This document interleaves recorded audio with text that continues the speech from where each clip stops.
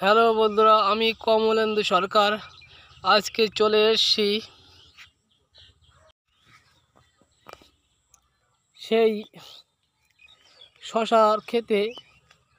তো বন্ধুরা, আমি কিছুদিন আগেই এই মাঠটাতে এসে ভিডিও করেছিলাম এই শশা খেতে। তো দেখুন, এই বর্ষার দিনে কয়েক দিনের মধ্যে সেই শশার দানা কত সুন্দরভাবে বেড়ে উঠেছে। তো এই মুহূর্তে যে সমস্ত চাষি ভাইরা এই বর্ষার দিনে শশা চাষ করতে চান, তারা এই পদ্ধতিতে চাষ করলে আপনারা অনেক সুফল পাবেন। দেখুন, এই বর্ষার দিনে গাছের গ্লেজগুলো দেখুন, গাছের বয়স কতদিন হবে? 15 দিন ঠিক হবে। তো এই ব্যক্তি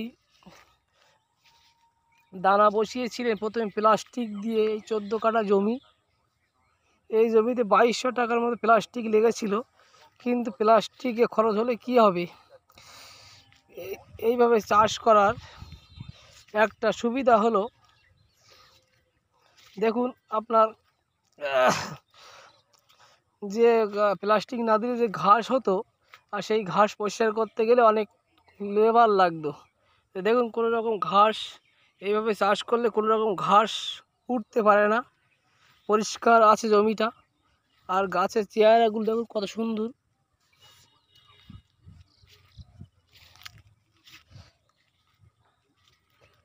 পাশাপাশি ওই সাইডে, এই সাইডে প্লাস্টিক ছাড়া গাছ লাগানো আছে একই ব্যক্তির। কিন্তু দেখুন, এই সাইডে গাছের চেহারা ভালো, আর পিলিটা উঁচু করে ঢিবি করে পিলিটা কেটেছে যাতে জল না দাঁড়াতে পারে। কিন্তু ঘাস উঠছে দেখুন। ঘাস কিন্তু দমন করা যাবে না সহজে, ঘাস নিড়াতে হবে এবং লেবার লাগবে।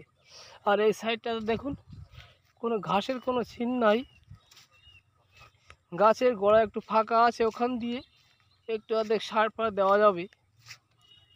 গাছের চেয়ার দেখুন, তাহলে আপনারা বুঝতে পারছেন প্লাস্টিক পেতে শশার দানা বসালে কি সুবিধা। বর্ষার দিনে কোনো টেনশন করতে হবে না। দেখুন কত সুন্দরভাবে চারাগুলো বেড়ে উঠেছে।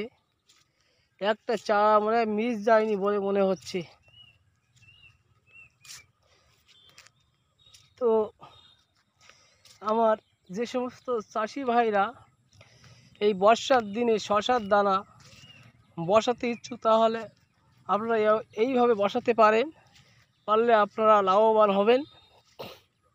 আশা করি আমার এই ভিডিওটা ভালো রকম বুঝতে পেরেছেন।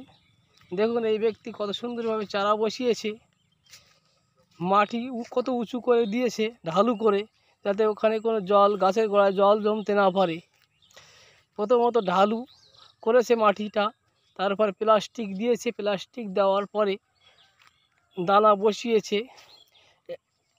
1 হাত অন্তর ডিস্টেন্স রেখে চারা বসিয়েছে। দেখুন সেই দৃশ্য।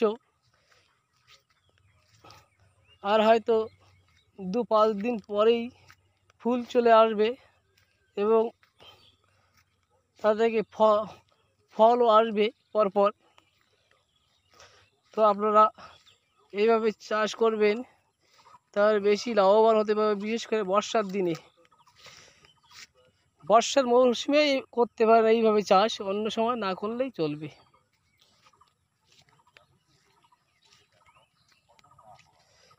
এই ছিল আজকের আমার সেই শশা ক্ষেতের সংক্ষিপ্ত ভিডিও। এই ভিডিওটি ভালো লাগলে লাইক, শেয়ার এবং কমেন্ট করবেন এবং চাষি ভাইদের দেখার সুযোগ করে দেবেন। সবাই ভালো থাকবেন, সুস্থ থাকবেন, এই কামনা রেখে আজকের মতো এখানে শেষ করলাম। নমস্কার সবাইকে।